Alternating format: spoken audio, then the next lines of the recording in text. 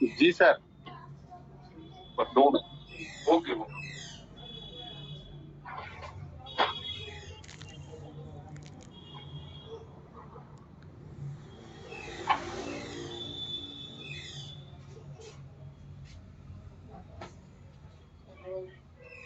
एक 2 मिनट बैठिए आप, मैं बात करता हूँ।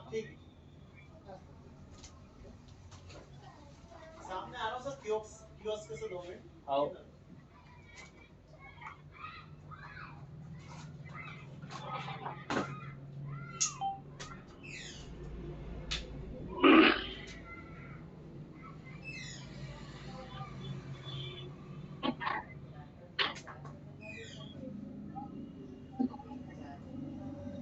चलिए, बॉडी टेम्परेचर अपना चल रहा था। बॉडी टेम्परेचर का अपने इंट्रो देख लिया, मेजरमेंट देख लिया, नॉर्मल टेम्परेचर देख लिया।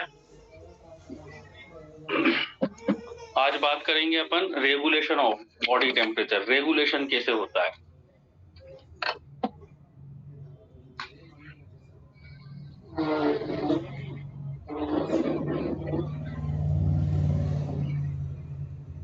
रेगुलेशन ऑफ,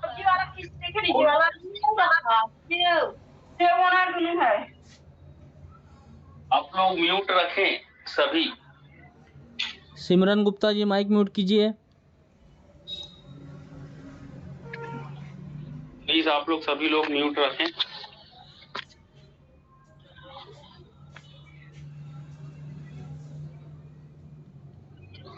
देखिए, बॉडी टेम्परेचर के लिए, इसके रेगुलेशन के लिए कि किस तरह से ये बॉडी टेम्परेचर हमारा मेंटेन हो रहा है, तो हमने पहले भी बताया था जब नर्वस सिस्टम पढ़ाया था कि बॉडी टेम्परेचर के लिए क्या होते हैं, 2 तरह के हमारे ब्रेन में सेंटर हैं, जिसे हम क्या बोलते हैं, हीट गेन सेंटर और हीट लॉस सेंटर। अब ये सेंटर किस तरह से काम करते हैं वो देखते हैं। ब्रेन में भी कहाँ होते हैं, हमारा जो हाइपोथैलेमस है, हाइपोथैलेमस में हमें मिलेंगे, है ना। हाइपोथैलेमस का 2 पार्ट होते हैं, एक होता है एंटीरियर जो है हाइपोथैलेमस, और दूसरा है पोस्टीरियर हाइपोथैलेमस। तो कहाँ कहाँ रहेंगे वो देखते हैं। देखिए, बॉडी टेम्परेचर के लिए 2 कंडीशन हो सकती है। 2 कंडीशन हो सकती है बॉडी टेम्परेचर के लिए, या तो बॉडी टेम्परेचर बढ़ेगा या घटेगा। पहले हम देखते हैं कि जब body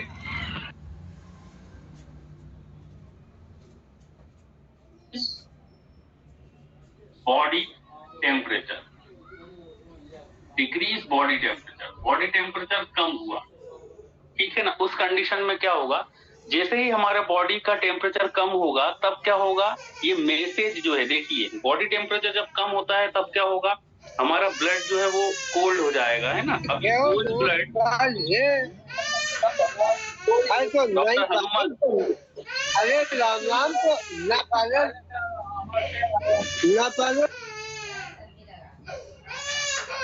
Hanuman sir mute of कीजिए। हनुमान सर,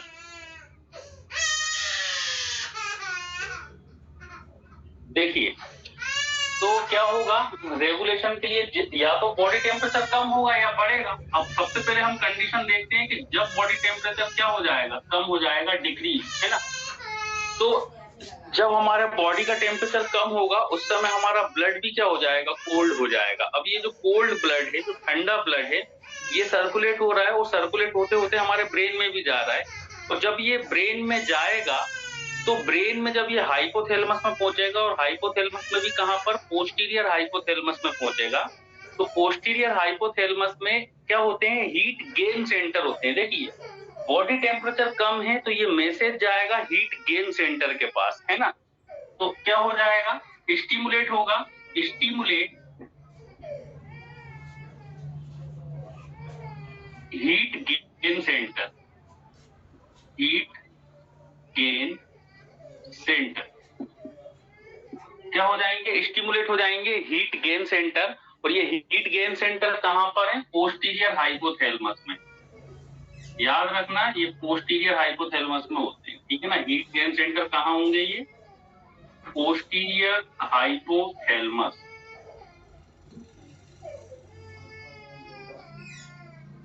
ठीक, बॉडी का टेम्परेचर कम हुआ, मैसेज कहां पहुंच गया, हीट गेन सेंटर के पास पहुंच गया, और ये हीट गेन सेंटर है कहां, पोस्टीरियर हाइपोथैलेमस में। अब क्या करेगा हीट गेन सेंटर, क्या करेगा, बॉडी के टेम्परेचर को बढ़ाने की कोशिश करेगा, क्योंकि बॉडी का टेम्परेचर कम है। ये मैसेज पहुंचा है हीट गेन सेंटर के पास। गेन से याद रखना है कि ये गेन करवाएगा, है ना, हीट को बढ़वाएगा। अब ये हीट को कैसे बढ़वा सकता है? दो तरह की एक्टिविटी होती है, ठीक है ना। दो तरह की एक्टिविटी से ये हीट को क्या करेगा, बढ़ाएगा, इंक्रीज करेगा, ठीक। हीट गेन सेंटर, पहली एक्टिविटी क्या होगी, increase sympathetic activity. Increase sympathetic activity. Sympathetic activity, sympathetic activity. तो दूसरी शिवरिंग, बॉडी में शिवरिंग करवाए। दूसरी है शिवरिंग और पहली है इंक्रीज सिंपैथेटिक एक्टिविटी। अब देखिए सिंपैथेटिक एक्टिविटी में क्या क्या हो सकता है ना। तो दो प्रोसेस हो सकती है सिंपैथेटिक एक्टिविटी में। एक तो हो सकता है इंक्रीज एड्रेनलिन सिक्रीशंस, मतलब हमारा मेटाबॉलिक रेट बढ़ा देगा।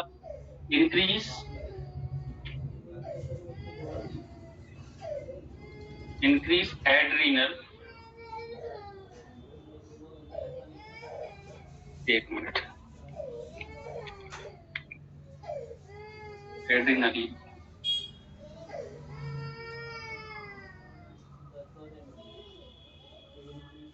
पहले पूरा इसको लिख देते हैं, आप लोग भी इसको साथ में बनाते चलिए, तो इससे आप लोगों का क्या होगा, ये एक फ्लो चार्ट बन जाएगा, तो उससे क्लियर रहेगी हर चीज, है ना। तो पहला जो है एक्टिविटी क्या हुई, increase adrenaline secretion, increase adrenaline secretion. और दूसरी क्या हुई यहां पर, इंक्रीज मेटाबॉलिक रेट,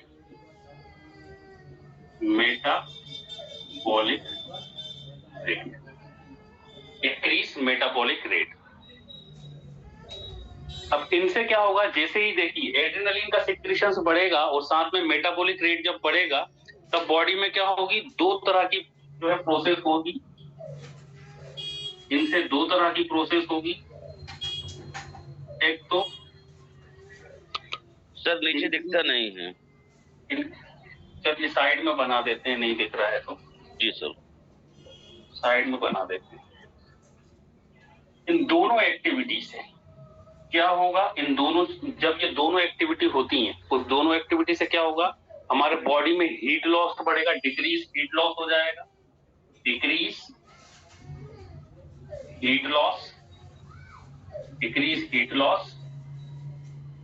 और सेकेंड एक्टिविटी क्या होगी, जब ये दोनों प्रोसेस होती हैं तब क्या होगा, increase heat production, increase heat production.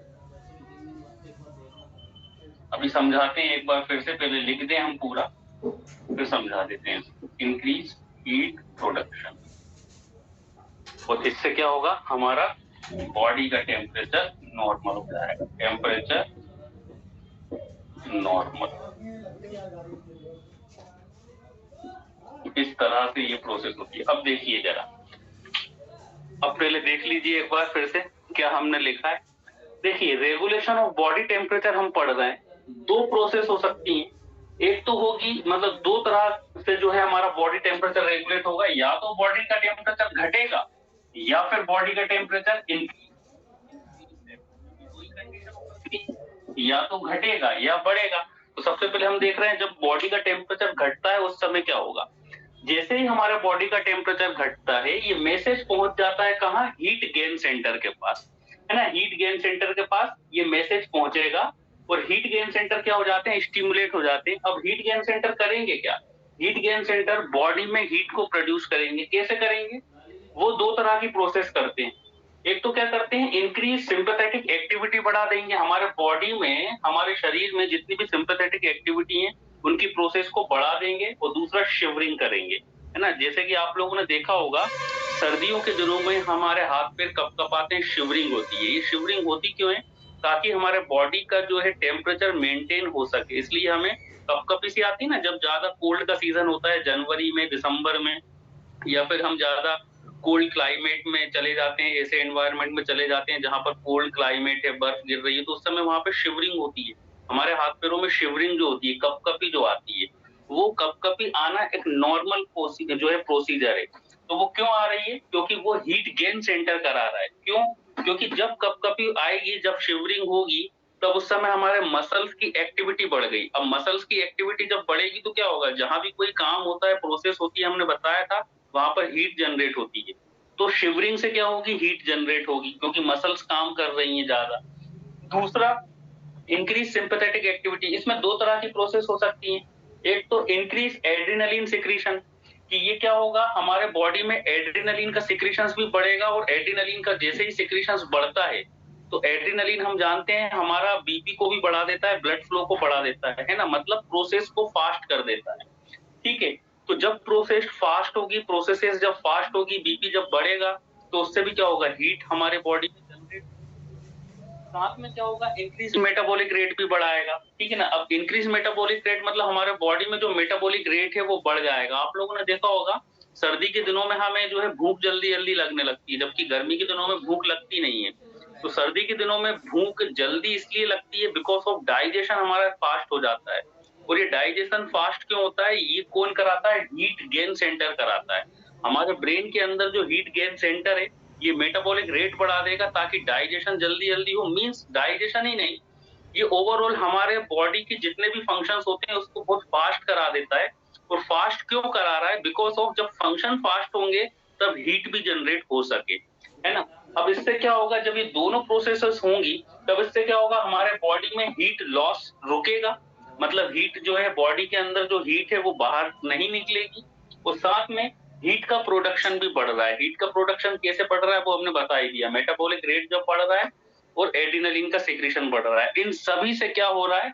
हमारे बॉडी का टेम्परेचर नॉर्मल रह पाएगा, नॉर्मल टेम्परेचर हो पाएगा, है ना। तो इस तरह से ये क्या हो रहा है? जब बॉडी का टेम्परेचर कम हो रहा है, तब हमारा हीट गेन सेंटर इस तरह से क्या करता है? हमारे बॉडी में जो है टेम्परेचर को रेगुलेट करके चलिए, doctor Shivram ji please mute करें। डॉक्टर शिवराम म्यूट करें। सर ये स्टिमुलेट हीट गेन का जो लिखे ना, उसके बाजू पोस्टीरियर हिप्पो थोड़ा वो पोस्टीरियर हाइपोथैलेमस, पोस्टीरियर हाइपोथैलेमस में ये सेंटर मिलेंगे। कौन से सेंटर मिलेंगे? Heat gain centre. ये हीट गेन सेंटर मिलते कहाँ हैं? पोस्टीरियर हाइपोथैलेमस में मिलेंगे। ये सेंटर्स होते हैं जो कि हीट को बढ़ाते हैं, हमारे बॉडी में हीट को बढ़ाते हैं। किस तरह से बढ़ा रहा है? ये पूरी प्रोसेस है हीट को बढ़ाने के लिए। अब बात करते हैं, जब टेम्परेचर बढ़ जाएगा, जब हमारे बॉडी का टेम्परेचर बढ़ जाता है, उस समय क्या होगा? जल्दी से इसका स्क्रीनशॉट ले लीजिए, फिर आगे बढ़े, सेकंड प्रोसेस की बात करें। जल्दी से स्क्रीनशॉट लीजिए।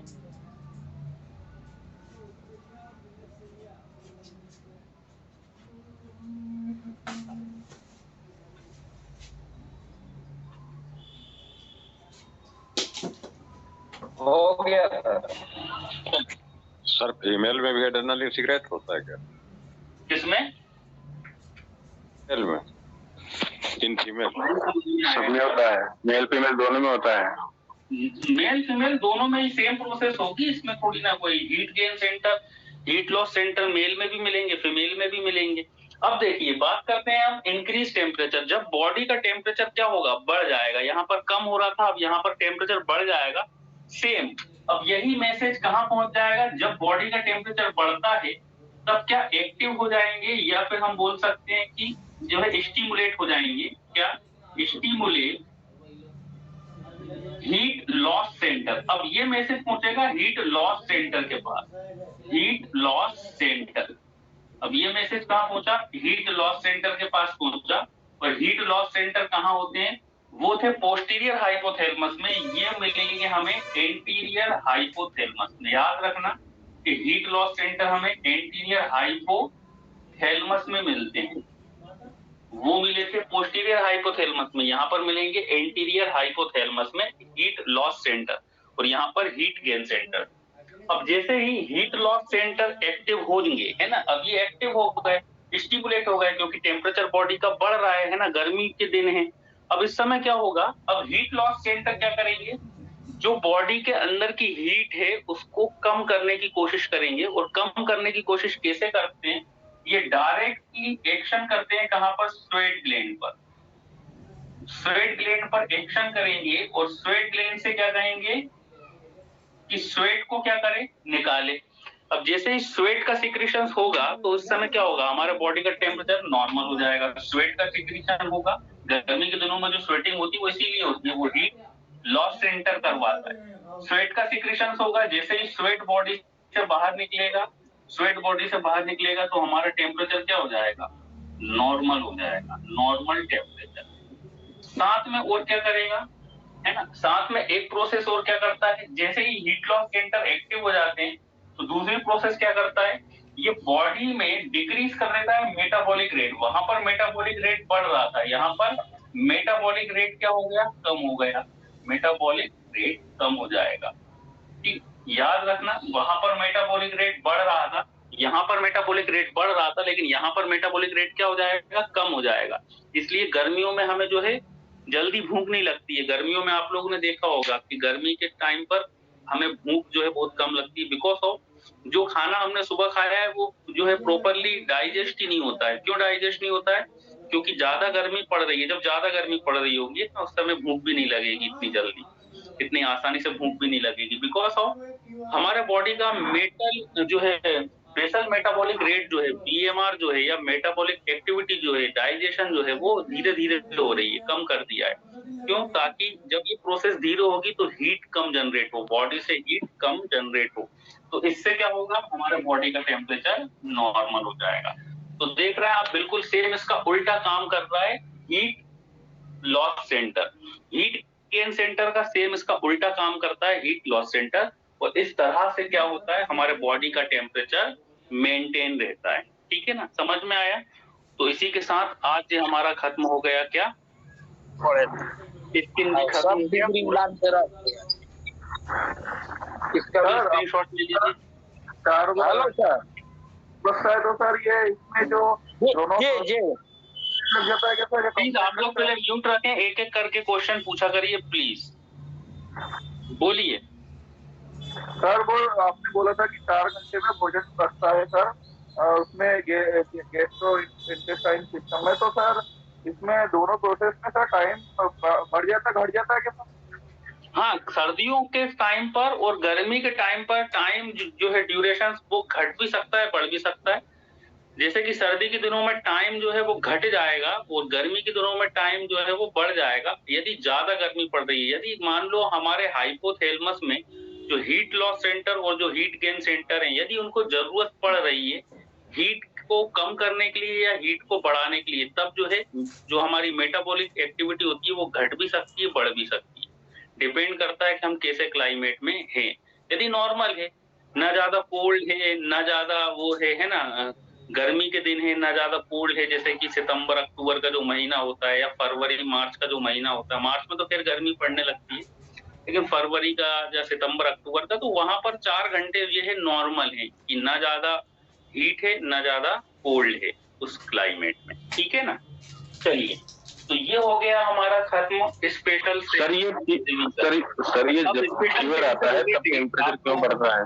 क्या सर ये जब फीवर आता है चढ़ता है तब ये टेम्परेचर क्यों बढ़ जाता है? कब? फीवर में देखिए, फीवर एक एबनॉर्मलिटी है, ठीक है ना। अब फीवर क्या है, एक प्रकार का हम बोल सकते हैं, देखिए फीवर एक कोई डिसीज नहीं है, फीवर एक सिम्टम है। सिम्टम हम उसे बोलते हैं जो कई डिसीज में देखने को मिलता है। फीवर हमें कई सारी डिसीज में देखने को मिल सकता है, तो फीवर को हम सिम्टम बोल सकते हैं। तो ये क्या है, एक सिम्टम है। अब ये बढ़ रहा है या घट रहा है, देखिए बढ़ने का कारण क्या होता है, एक्चुअली फीवर के कंडीशन में कोई इन्फेक्शन हुआ, फॉर द एग्जाम्पल मान लो हमारे बॉडी में कोई भी इन्फेक्शन हुआ, कोई भी बैक्टीरिया वायरस का अटैक हुआ, या फिर मान लो कोई भी ऐसा पैथोजन जो है वो बाहर से हमारे बॉडी में एंटर कर गया, तो उस समय होता क्या है, हमारा जो WBC है ना, हम जानते हैं WBC क्या करती है, फाइट करती है उस पैथोजन से, उस माइक्रो ऑर्गेनिज्म से, और जब ये फाइट करेगी तो बॉडी में एक इन्फ्लामेशन की प्रोसेस होने लगती है। एक हम जो है इन्फ्लामेशन की प्रोसेस मतलब जो है बोल सकते हैं एक ऐसी प्रोसेस है जो कि हमारे लिए एक प्रोटेक्टिव मैकेनिज्म की तरह काम कर रही है। कोई भी पैथोजन हमारे बॉडी के अंदर आया तो इन्फ्लामेशन हो गया बॉडी में, ब्लड में इन्फ्लामेशन हो गया, मींस ब्लड के जो WBC फाइट कर रही है। अब मतलब एक प्रोसेस चल रही है ना, बॉडी के अंदर एक प्रोसेस चल रही है जो कि नॉर्मल फिनोमिना से थोड़ी सी अलग है। अब ये एबनॉर्मल फिनोमिना के अंदर आ गई, मींस अब बॉडी में कुछ ऐसी चीज आई है जो कि बॉडी के लिए हार्मफुल है। अब बॉडी उससे रेसिस्ट करना चाह रही है। अब जब रेसिस्ट करना चाहेगी तो बॉडी क्या करेगा, बॉडी का जो ब्लड है या हम बोल सकते हैं टेम्परेचर बढ़ जाएगा, एक्टिविटी बढ़ गई है। एक्टिविटी बढ़ गई है तो वो फीवर के रूप में हमें दिखाई दे रही है। तो फीवर इसलिए ही आता है, ठीक है ना। फीवर में मतलब टेम्परेचर इसलिए बढ़ जाता है। उसमें heat loss centre, heat gain centre का काम नहीं होता। उसमें क्या होता है, हमारे ब्लड के अंदर कोई पैथोजन आया, बॉडी के अंदर कोई माइक्रो ऑर्गेनिज्म आया, अब बॉडी एक प्रोटेक्टिव मैकेनिज्म करने लगेगी। बॉडी जैसे ही जो है प्रोटेक्टिव मैकेनिज्म करेगी, उस समय जो क्लियर सी बात है कि कुछ नई एक्टिविटी चल रही है, हमारी प्रोसेसेस बढ़ रही है, इस कारण से क्या हो रहा है, हमें फीवर आ रहा है। सिंपल है। इसका मतलब सर ये कह सकते हैं अपन कि जैसे कोई बैक्टीरिया है उसके अगेंस्ट WBC फाइट कर रही है, तो उस एक्टिविटी से ही टेम्परेचर बढ़ रहा है, टेम्परेचर बढ़ रहा है। हाँ, ये बोल सकते हैं, बिल्कुल बोल सकते हैं कि उसकी एक्टिविटी के कारण टेम्परेचर बढ़ रहा है, क्योंकि WBC फाइट कर रही है। तो मतलब फीवर को आप क्या बोल सकते हो दूसरे रूप में, कि फीवर हमारे लिए अच्छा है, क्योंकि हमें पता चल पा रहा है इससे कि कुछ पैथोजन हमारे बॉडी के अंदर आया। यदि मान लो फीवर आए ना, ठीक है ना, तो हमें पता ही नहीं चल पाएगा कोई पैथोजन आया है। फीवर आया तो वो तो हमारे लिए प्रोटेक्टिव मैकेनिज्म हुआ ना, ये प्रोटेक्टिव मैकेनिज्म है fever symptom. Thank you sir, thank you so much sir prostaglandin क्या है सर, ये प्रोसेस? ग्लैंड होती है प्रोस्टाग्लैंडिन, ठीक है ना। वो उसमें पढ़ा देंगे, हम आगे पढ़ा देंगे उसको पूरा, अपन को क्या डिटेल में पढ़ना पड़ेगा। किडनी में हेलो सर, रिप्रोडक्टिव सिस्टम में पढ़ा था अपन ने प्रोस्टेट ग्लैंड काम करते हैं। चलिए, और कोई क्वेश्चन तो नहीं खत्म? चलिए अब ये बताइए कि जो है नेक्स्ट अपन कौन सा चैप्टर उठा लें, जो है रिवीजन के लिए हार्ट उठा लें आप? Sir is there any connection between? Sir मेरा निवेदन ये था कि सर लंग्स नहीं पढ़े थे सर पिछली बार में, शायद आपने लंग्स का मेरा लंग्स पढ़ने सर पढ़े लंग्स नहीं पढ़े, रेस्पिरेशन पढ़े तो थे सर। वो तो मेरे छूट गया हो, इसलिए मुझे पता नहीं है। हाँ, सभी चीजें अपन ने पढ़ी, रेस्पिरेशन को शायद लंग्स नहीं पढ़ा सर, जो आपको उचित लगे वो देख लेना सर। चलिए लंग्स, अगर लंग्स पढ़ना चाहते हो तो हमें कोई दिक्कत नहीं है, हम तो लंग्स सर लंग्स पढ़ाइए सर, लंग्स ठीक है सर। ये तो रेस्पिरेशन शुरू कर देते हैं। चलिए लंग्स ठीक रहेगा सर, लंग्स पढ़ेंगे सर। चलिए रेस्पिरेशन ही शुरू कर देते हैं। देखिए रेस्पिरेशन के लिए है ना, हम सबसे पहले हमारी नोज से ही शुरू करते हैं, ठीक है ना। रेस्पिरेशन के लिए कुछ ऑर्गन है, जिसका मेन ऑर्गन है लंग्स, है ना, फेफड़े।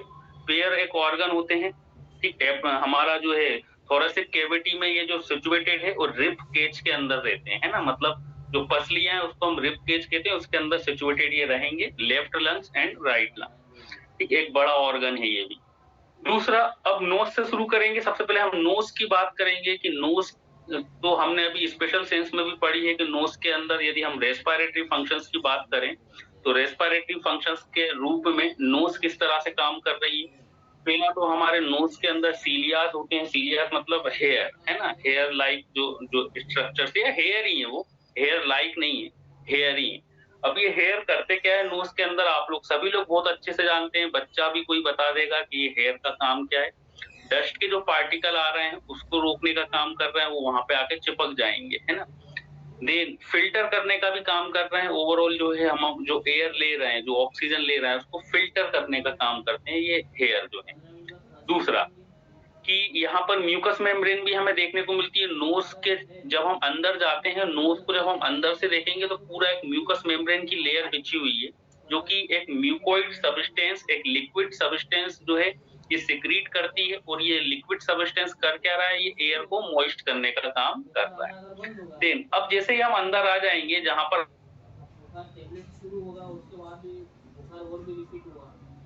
तो हमें इस तरह से एक डायग्राम बना देते हैं।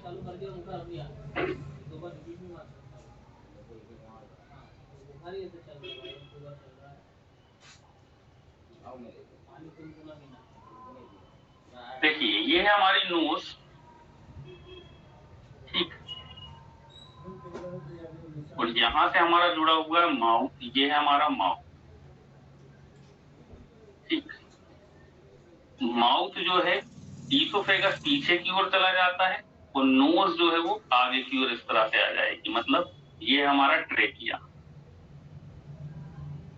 ठीक, अब देखिए, और ये है हमारा ईसोफेगस, ये है हमारा ईसोफेगस। ईसोफेगस मतलब ये जो माउथ है ये हमारा स्टमक से जुड़ जाएगा आगे चल के, और ये हमारा जो है लंग से जुड़ जाएगा, ये पार्ट है हमारा ट्रेकिया। ट्रेकिया मतलब जो विंड ट्यूब, इसको हम विंड ट्यूब भी बोलते हैं। विंड ट्यूब आगे की ओर होगी और ईसोफेगस पीछे की ओर रहेगी, ठीक है ना। तो इस तरह से स्ट्रक्चर्स लेता है। अब आपने एक नाम और सुना होगा, फेरिंग्स और लैरिंग्स, ठीक है ना। तो देखिए फेरिंग्स और लैरिंग्स किसे कहा जाता है, ये देखिए यहाँ पर नोज का जो पीछे वाला पार्ट, यदि हम यहाँ पर इतना पार्ट डिवाइड कर दें, ठीक है ना, तो यहाँ पर ये वाला जो पार्ट है जो कि नोज के पीछे वाला पार्ट है, नोज का पोस्टीरियर पार्ट जो है, इसे कहा जाता है फेरिंग्स। इसे क्या कहेंगे हम, फेरिंग्स। नोज का पोस्टीरियर पार्ट। माउथ का जो पोस्टीरियर पार्ट है इसे कहा जाता है लैरिंग्स। तो लैरिंग्स और फेरिंग्स में जो है डिफरेंशिएट करना हमें आना चाहिए। नोज का जो पोस्टीरियर पार्ट जो हमें मिलेगा उसे हम फेरिंग्स बोलेंगे, फिर नीचे की ओर जब हम आ जाते हैं तो इसके पीछे वाला पार्ट हमारा लैरिंग्स होता है, ठीक है ना। अब हम फिर से आ जाए कहां पर, नोज पर, ठीक है ना। तो ये नोज जो है, ये नेजल केविटी कहां जाके ओपन हो गई है, ट्रेकिया के अंदर ओपन हो गई है।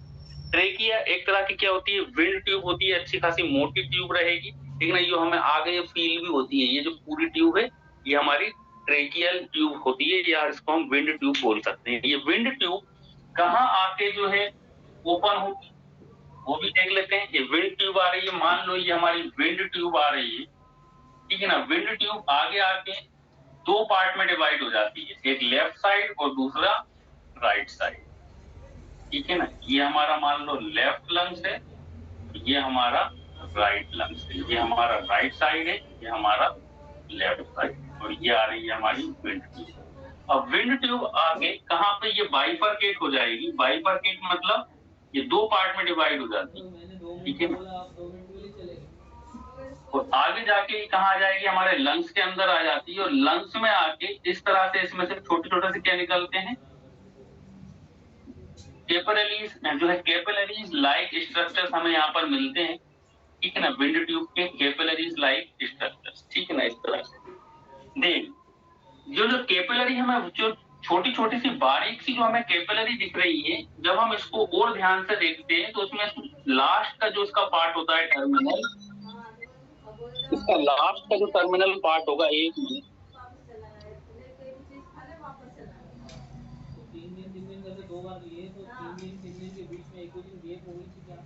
ठीक, इसका जो लास्ट का टर्मिनल पार्ट हमें दिखता है, इसमें हमें इस तरह से बलून लाइक स्ट्रक्चर्स दिखते हैं, बलून लाइक स्ट्रक्चर्स, ठीक, समझ रहे हो ना। इस तरह से हमें बलून लाइक स्ट्रक्चर्स दिखेंगे।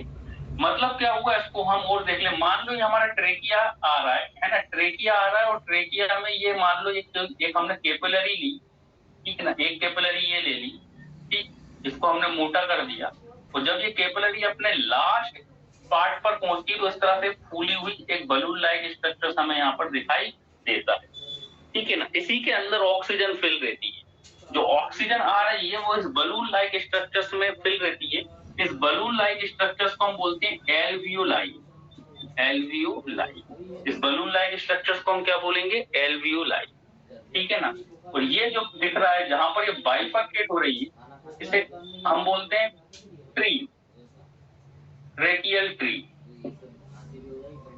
Tracheal tree. जहां पर बाइफरकेशन हो रहा है इसे हम बोलते हैं ट्रेकियल ट्री, और ये होता है हमारा एल्वियोलाई, ठीक है ना। तो इस तरह से अब देखिए होता क्या है, ठीक, यहाँ से जो ऑक्सीजन आ रही है, O2 जो आ रही है, ठीक है ना, मान लो ये O2 आ रही है इसके अंदर, ठीक है ना। अब ये O2 क्या हो जाएगी, डिस्ट्रीब्यूट हो जाती है, ऑक्सीजन जो है इधर उधर सभी जगह डिस्ट्रीब्यूट हो जाएगी, है ना। और आके कहां पर आके ट्रैप हो जाती है, ये आके ट्रैप हो जाती है एल्वियोलाई के अंदर, इस बलून लाइक स्ट्रक्चर्स के अंदर। मतलब हम बोल सकते हैं एल्वियोलाई ट्रेकिया का सबसे एंड प्रोडक्ट होता है, ठीक है ना। इस तरह से छोटे छोटे से स्ट्रक्चर्स हमें दिखाई देते हैं। लेफ्ट लंग्स को हम जब देख रहे होते हैं ना, तो लेफ्ट लंग्स थोड़ा सा यहाँ पर कर्व किए हुए रहता है compare to right lungs, because of यहाँ पर क्या सिचुएटेड मिलेगा, यहाँ पर हमें मिलता है हार्ट, तो हार्ट के कारण यहाँ पर थोड़ा सा हमें कर्वेचर मिलेगा, धसा हुआ सा मिलता है, ठीक ना। एक्सरे में भी जब हम देखते हैं, है ना, जब हम देखते हैं ना हार्ट का, मान लो हमें शेप देखना है तो हम एक्सरे करा लेते हैं उसमें, चेस्ट एक्सरे, तो वो हम यही देखते हैं कि कितना कर्वेचर धसा हुआ है, कितना लंग्स जो है लेफ्ट धसा हुआ है। जितना ज्यादा धसा है तो मतलब इसका मतलब क्या हुआ, हार्ट में हाइपरट्रॉफी है, हार्ट का शेप बढ़ गया है, क्योंकि जब हार्ट का शेप बढ़ेगा तो लेफ्ट लंग्स को क्या करेगा, अंदर की ओर धसाएगा। तो यहाँ पर एक हमें छोटा सा कर्वेचर मिलेगा, ठीक है ना। ये कर्वेचर क्यों मिल रहा है, बिकॉज ऑफ यहाँ पर हमें हार्ट देखने को मिलता है, यहाँ पर बीच में हार्ट रहेगा, ठीक है ना। देन 2 मिनट में आएगा।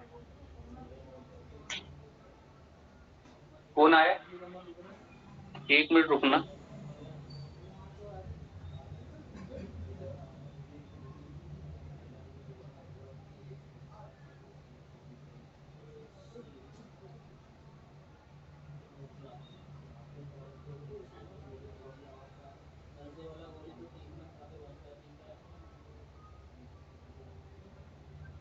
हम पर साउंड और कुछ नहीं आ रहा सर। सर जी आपका नेटवर्क का प्रॉब्लम है फिर, क्योंकि सबको साउंड आ रहा है। आप लेफ्ट हो गया और एक बार ज्वाइन कीजिए आनंद सर। हाँ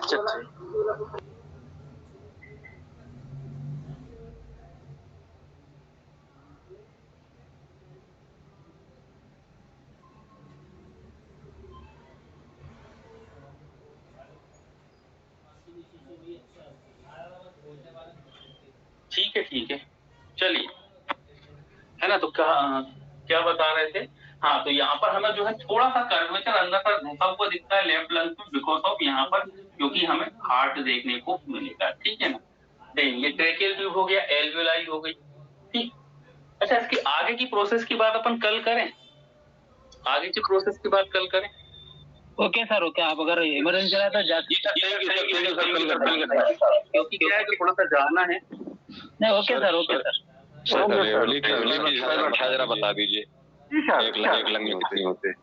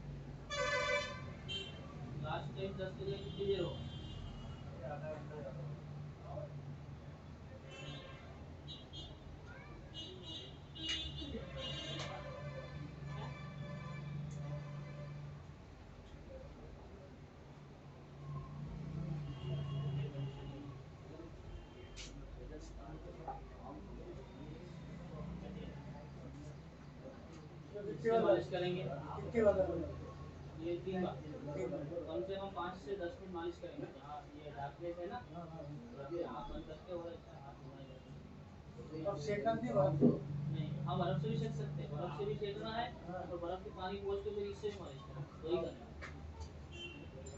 ये सुबह शाम नहीं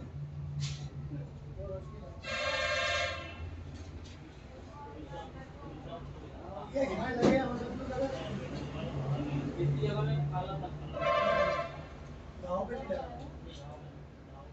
जैसे यहाँ गाँव है तो लगनी दूसरा आपके लगा लो और भी कोई छोटा मोटा वाला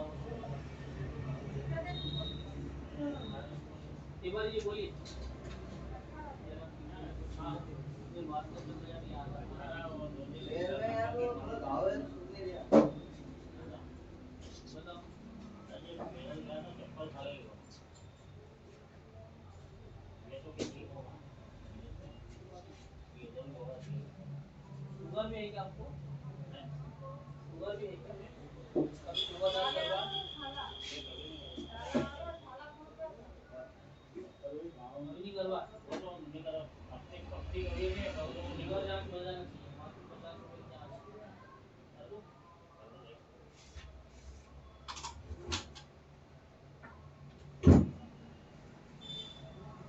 वो भले हाथ पे ऐसे पकड़ा हो तो